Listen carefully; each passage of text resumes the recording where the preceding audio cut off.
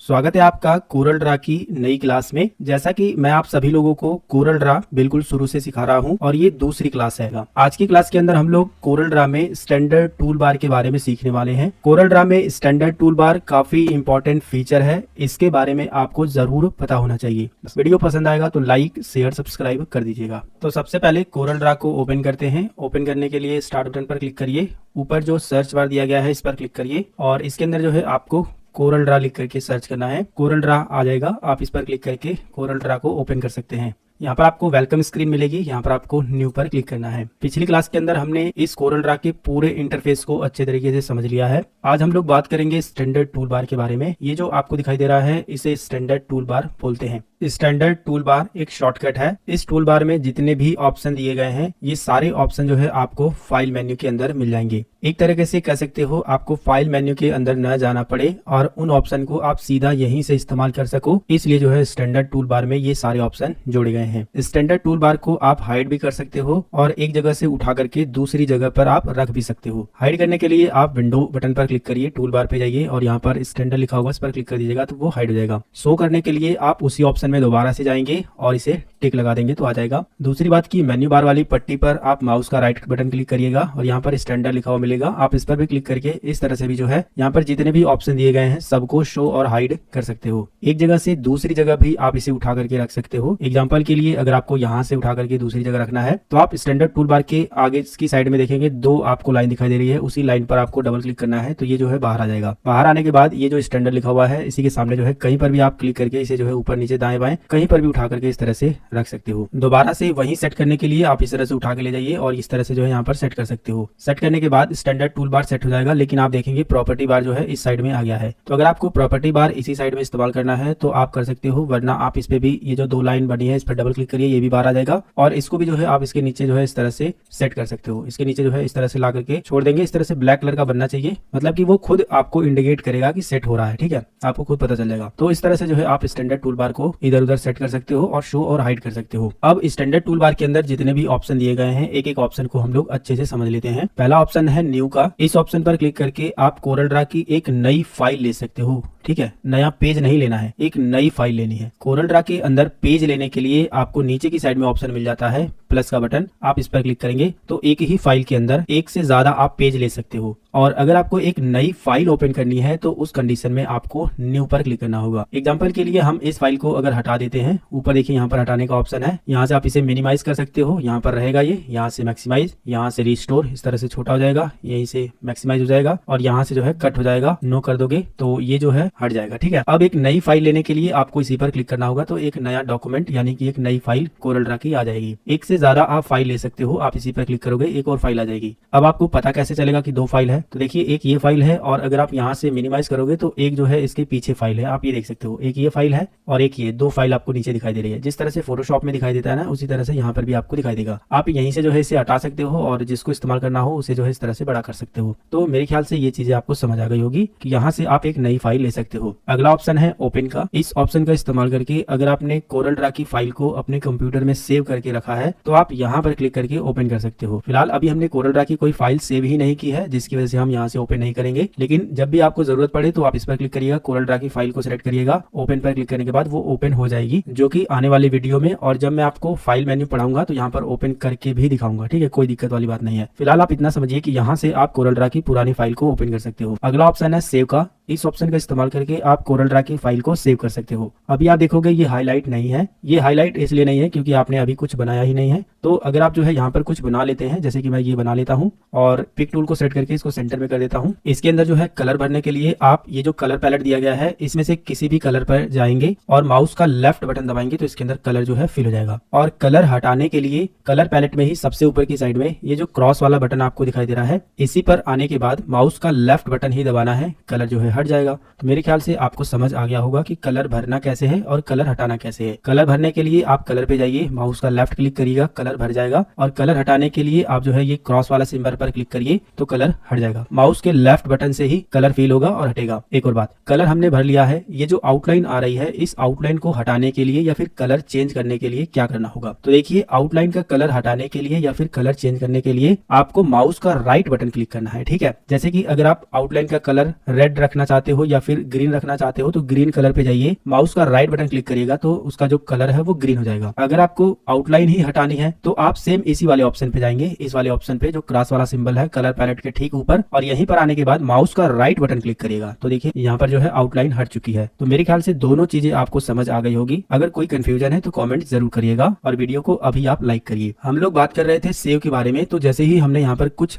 Object बनाया, कुछ भी ड्राइंग बनाई, तो देखिए सेव वाला जो ऑप्शन है वो इनेबल हो गया है। अब हम क्या काम करेंगे, इस पर क्लिक करके इसको सेव कर सकते हैं। सेव करने के लिए हम इस पर क्लिक करेंगे, इसके बाद जो है सेव करने का ऑप्शन आ जाएगा। आप लोकेशन बताएंगे कहां पर सेव करना चाहते हैं, जैसे कि मैं डेस्कटॉप पर सेव करना चाहता हूं तो हम डेस्कटॉप पर ही सेव कर लेते हैं। इस फाइल का जो भी नाम आप देना चाहो यहाँ पर दे सकते हो, जो भी नाम देना चाहो वो लिख सकते हो। मैं जो है यहाँ फाइल को सेव कर देता हूँ। बाकी सेव एज टाइप में आपको CDR ही रहने देना है। CDR का मतलब ये होता है कोरल ड्रा की फाइल है। कोरल ड्रा की जो फाइल का एक्सटेंशन होता है ना वो CDR ही होता है। ये कई बार परीक्षाओं में पूछा गया है तो ये आपको ध्यान देना है। CDR में अगर आप सेव करते हो तो जब भी आप उस फाइल को ओपन करोगे तो वो कोरल ड्रा में ही ओपन होगी, इस बात का आपको ध्यान देना है। बाकी और भी फॉर्मेट दिए गए हैं, आप इनमें क्लिक करके और भी दूसरे फॉर्मेट में भी सेव कर सकते हो। जैसे कि एडोबी का इलस्ट्रेटर वाला जो सॉफ्टवेयर है, अगर आप उसमें जो है इस फाइल को ओपन करना चाहते हो तो इस पर क्लिक करके आपको इसे सेव करना होगा। बाकी और भी जो है ऑटोकैड वगैरह है, तो अगर आपको इस फाइल को ऑटोकैड सॉफ्टवेयर में ओपन करना है तो आप ये जो है फॉर्मेट चूज करके सेव करेंगे। फिलहाल हमें कोरल ड्रा की फाइल में ही सेव करना है, इसलिए हम CDR ही रहने देंगे और आपको यही रहने देना है। इसके बाद जो है यहाँ पर कुछ नहीं करना है, बस सेव पर क्लिक कर देना है। क्लिक करने के बाद जो है ये फाइल जो है सेव हो जाएगी। अब आप जो है इसको यहाँ से हटा देंगे। अब आप देखेंगे डेस्कटॉप पर जो है कोरल ड्रा की CDR फाइल सेव है। हम इस पर डबल क्लिक करके इसे ओपन करेंगे तो देखिए ये जो है कोरल ड्रा में ही ओपन हो रही है और जो हमने बनाया था वही डिजाइन जो है ओपन हो रहा है। तो यहाँ से ये चीज आपको समझ आ गई होगी। एक बात और मैं आपको बताना चाहूंगा कि जो भी आप डिजाइन बना रहे हैं ना, उसे जब आप बनाए तो तुरंत सेव कर लें। सेव करने से ये फायदा होगा कि अगर बीच में लाइट कट भी जाती है तो आपका डिजाइन जो है बचा रहेगा।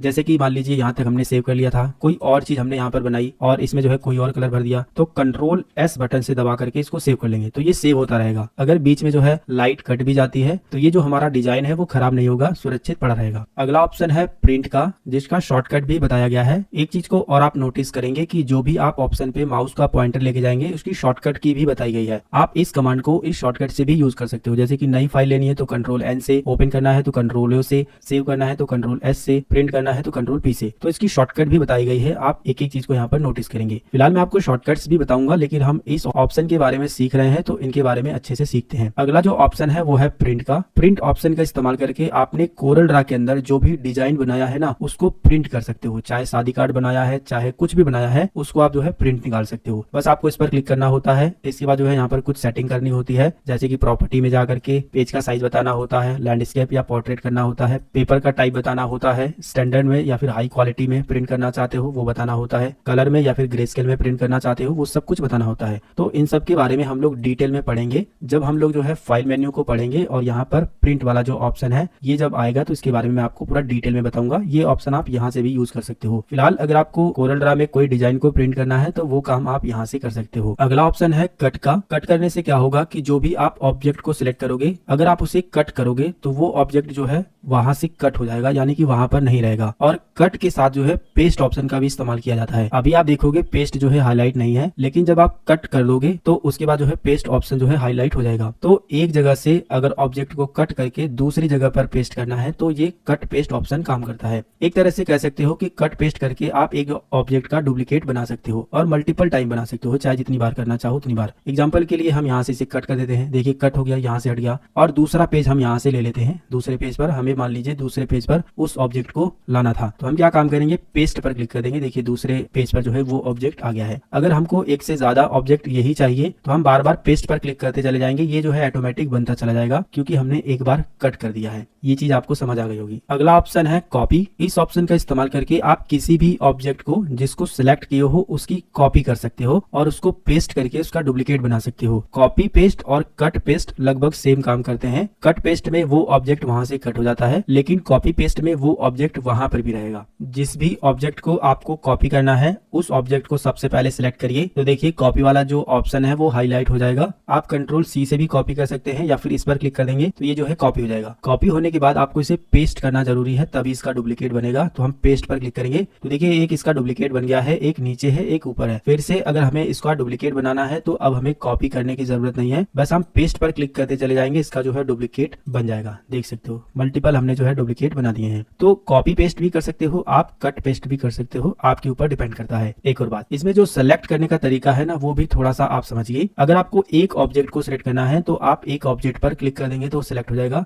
लेकिन आपको एक से ज्यादा ऑब्जेक्ट को सिलेक्ट करना है तो आप शिफ्ट के साथ उस ऑब्जेक्ट को क्लिक कर सकते हैं जितने आपको ऑब्जेक्ट सिलेक्ट करने हैं, यानी कि जितनी चीजों को सिलेक्ट करना है। एक और तरीका यह है कि आप जितनी चीजों को सिलेक्ट करना चाहते हैं उसको जो है सिलेक्शन बना करके इस सिलेक्शन के अंदर करना होता है, जिसके लिए आपको पिक टूल पर क्लिक करना है और बाहर से इस तरह से सिलेक्शन बनाना है। जैसे कि हमें सभी का सिलेक्शन बनाना है, सभी को सिलेक्ट करना है, तो हमने जो सिलेक्शन बनाया है वो बाहर से बनाया है। सभी जो हमारे ऑब्जेक्ट हैं वो इस सिलेक्शन के अंदर आ रहे हैं। इसके बाद माउस का लेफ्ट क्लिक छोड़ने के बाद सभी के सभी जो है सिलेक्ट हो जाएंगे। तो इस तरह से जो है मल्टीपल ऑब्जेक्ट को सिलेक्ट किया जाता है। इसमें जो अगला ऑप्शन है वो है अंडू का। इस ऑप्शन का इस्तेमाल करके आप कोरल ड्रा में एक एक स्टेप पीछे जा सकते हैं। जैसे कि अगर आपको एक स्टेप पीछे जाना है तो आप इस पर क्लिक करिए। देखिए एक स्टेप हम लोग पीछे आ गए हैं, फिर से एक स्टेप पीछे आते हैं, फिर से एक स्टेप पीछे आते हैं, फिर से इस पर क्लिक करके एक स्टेप पीछे आते हैं। और इसकी जो शॉर्टकट है ना वो है कंट्रोल जेड। आप कंट्रोल जेड भी प्रेस करके एक एक स्टेप पीछे आ सकते हो। इसी के अपोजिट जो है रीडो काम करता है। रीडो क्या काम करता है, एक एक स्टेप आप कोरल ड्रा में इस ऑप्शन का इस्तेमाल करके आगे जा सकते हो। इस पर क्लिक करिए, आप एक स्टेप आगे चले जाएंगे। जो भी आपने काम किया होगा ना उस काम में, मतलब अगर आपने उसे डिलीट कर दिया है उसे आपको दोबारा से लाना है तो आप रीडो करके उसको ला सकते हो। इस तरह से देखिए हम एक एक स्टेप जो है आगे जा रहे हैं। जब आप पूरे स्टेप आगे चले जाएंगे तो ये जो है ऑन हाईलाइट हो जाएगा। एक चीज को और नोटिस करिएगा कि जो भी आप स्टेप लिए हैं वो सारे स्टेप जो है यहाँ पर रिकॉर्ड रहते हैं कि आपने कौन कौन से स्टेप किए हैं। तो आप यहाँ से जो है अंडू कर सकते हो, यहाँ से रीडो कर सकते हो। एक और बात, अंडू और रीडो की शॉर्टकट भी आप जान लीजिए। कंट्रोल जेड से अंडू होता है और कंट्रोल शिफ्ट जेड से रीडो होता है। मतलब कि अगर आपको एक एक स्टेप आगे जाना है तो control shift Z button press करिए, अगर आपको एक एक स्टेप पीछे जाना है तो कंट्रोल जेड बटन प्रेस करिए। तो ये चीजें मेरे ख्याल से आपको समझ आ गई होगी। फिलहाल हम इसे डिलीट कर देते हैं। यहाँ से यहाँ तक बाहर सिलेक्शन बनाएंगे और डिलीट बटन को प्रेस कर देंगे, ये डिलीट हो जाएगा। इसमें जो अगला ऑप्शन है वो है इंपोर्ट का, जिसकी शॉर्टकट है कंट्रोल प्लस आई। इस ऑप्शन का इस्तेमाल करके आप कोरल ड्रा में कोई फोटो, कोई इमेज, उन सबको इंपोर्ट कर सकते हो। एग्जाम्पल के लिए आप कोई डिजाइन बना रहे हो और उस डिजाइन में अगर आपको फोटो इस्तेमाल करना है, फोटो लगानी है, तो उस फोटो को जो कोरल ड्रा में ओपन करने का तरीका है वो है इंपोर्ट पर। आप इस पर क्लिक करेंगे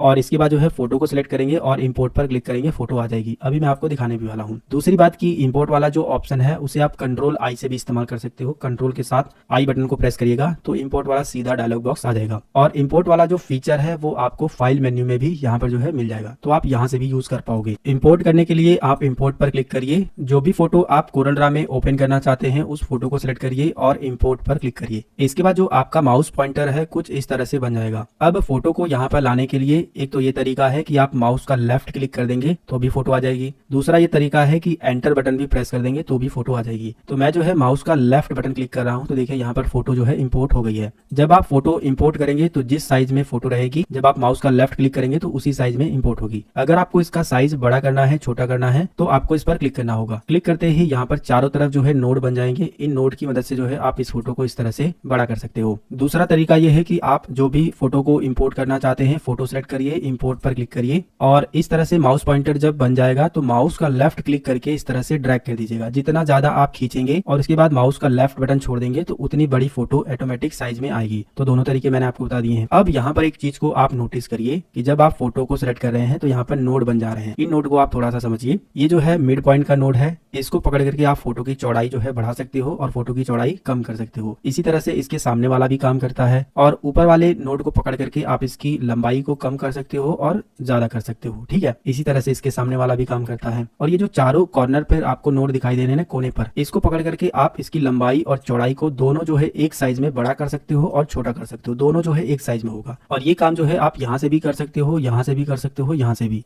अगर इधर से करना है तो इधर से करिए, इधर से बड़ा कर सकते हो, ऊपर से करना है तो ऊपर से करके छोटा बड़ा कर सकते हो। तो ये काम है इनका। एक और बात, जब आप कोई फोटो लोगे या फिर कोई शेप बनाओगे तो बीच में जो है आपको एक सेंटर पॉइंट भी मिलेगा। इस पर जब आप क्लिक करोगे तो ये जो नोड बन रहे थे उनका जो स्टाइल है वो चेंज हो जाएगा। अब जो नोड बन रहे हैं वो रोटेशन का नोड बन रहा है, यानी कि आप इसे रोटेट कर सकते हो, घुमा सकते हो। और स्क्यू का नोड बन रहा है, यानी कि इसको तिरछा कर सकते हो, 3D लुक देख सकते हो। हो। अगर आपको इस फोटो को घुमाना है तो आप किसी भी एक नोड को, ये जो रोटेट वाला नोड है, इसको पकड़ करके इस तरह से घुमाइए और घुमाने के बाद जो है देखिए इस तरह से रोटेट हो रहा है। आप 360 डिग्री में किधर भी जो है इसको घुमा सकते हो, वो आपके ऊपर डिपेंड करता है, किधर भी घुमा सकते हो, जिधर आप घुमाना चाहो इस तरह से, ठीक है। और ये जो स्क्यू वाला ऑप्शन है, इस ऑप्शन का इस्तेमाल करके आप जो है फोटो को इस तरह से स्क्यू कर सकते हो, थोड़ा सा 3D लुक दे सकते हो। जिस भी डिजाइन में आपको इस तरह से जो है फोटो को एडजस्ट करना है तो वो काम जो है आप यहाँ से कर सकते हो, ठीक है। इस तरह से आप स्क्यू कर सकते हो। रोटेशन मोड को ऑफ करने के लिए दोबारा से आप इसी पर क्लिक कर देंगे तो वो जो है इस तरह से आ जाएगा। फोटो को डिलीट करने के लिए आप डिलीट बटन पर क्लिक कर देंगे, डिलीट हो जाएगा। इसके बाद अगला ऑप्शन है एक्सपोर्ट का।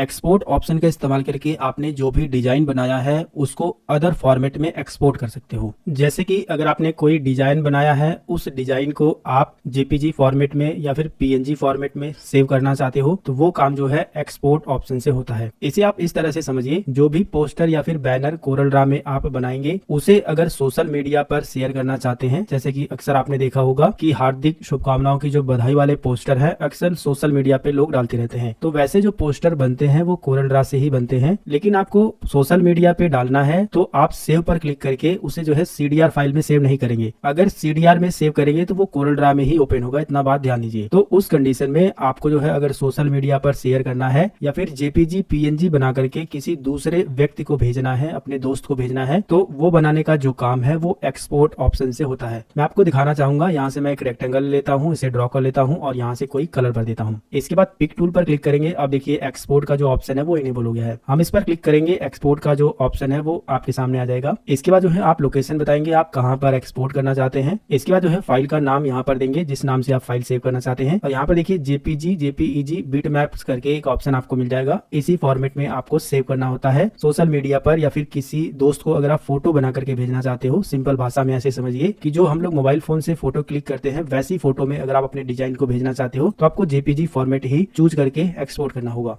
दूसरी बात की आप यहाँ से अदर फॉर्मेट में भी सेव कर सकते हो, जैसे कि पीएचडी फाइल बना सकते हो, यानी फोटोशॉप की फाइल। आप कोरल ड्रा में काम करो और पीएचडी फाइल में सेव करके इसे फोटोशॉप में भी ओपन कर सकते हो। बाकी और भी एक्सटेंशन यहाँ पर दिए गए हैं, इमेज फाइल है और भी बहुत सारे हैं। पीएनजी बनाना हो, ज्यादातर जो है अगर आपको एचडी क्वालिटी में फोटो चाहिए तो आपको पीएनजी बनाना होता है और आप यहाँ से पीएनजी फॉर्मेट में भी सेव कर सकते हो। तो ये अलग अलग फॉर्मेट है जो कि आप एक्सपोर्ट ऑप्शन का इस्तेमाल करके कर सकते हो। आने वाली वीडियो में जब हम डिजाइन बनाएंगे या फिर कोई पोस्टर बैनर बनाएंगे तो मैं आपको एक्सपोर्ट करके भी दिखाने वाला हूँ। फिलहाल अभी आप इतना समझिए कि यहाँ से जो है आप एक्सपोर्ट कर सकते हो और एक्सपोर्ट वाला जो फीचर है वो आपको फाइल मेन्यू में भी यहाँ पर जो है मिल जाएगा। तो जब मैं आपको फाइल मेन्यू पढ़ाऊंगा तो आपको एक्सपोर्ट करके भी दिखाऊंगा। इसके बाद का जो ऑप्शन है वो है एप्लीकेशन लॉन्चर। कोरल ड्रा की जितनी भी एप्लीकेशन है वो सारी एप्लीकेशन यहाँ पर दिखाई देगी जो कि आपके कंप्यूटर में इस कोरल ड्रा के साथ ही इंस्टॉल हो गई है। आप इन एप्लीकेशन को भी जो है यहाँ पर क्लिक करके इनको यूज कर सकते हो। इसके बगल में आपको कोरल ऑनलाइन का ऑप्शन मिलता है। इस ऑप्शन का इस्तेमाल करके आप कोरल ड्रा को ऑनलाइन भी यूज कर पाओगे। इसके बगल में आपको जो है जूम लेवल का ऑप्शन मिल जाता है। इस ऑप्शन का इस्तेमाल करके आपका ये जो वर्क एरिया है, आपका जो पेज है, उसका जूम इन कर सकते हो, जूम आउट कर सकते हो। पहले तो हम इसे डिलीट कर देते हैं, डिलीट बटन दबा करके। इसके बाद हम यहाँ पर क्लिक करेंगे। आप टू सिलेक्टेड कर सकते हो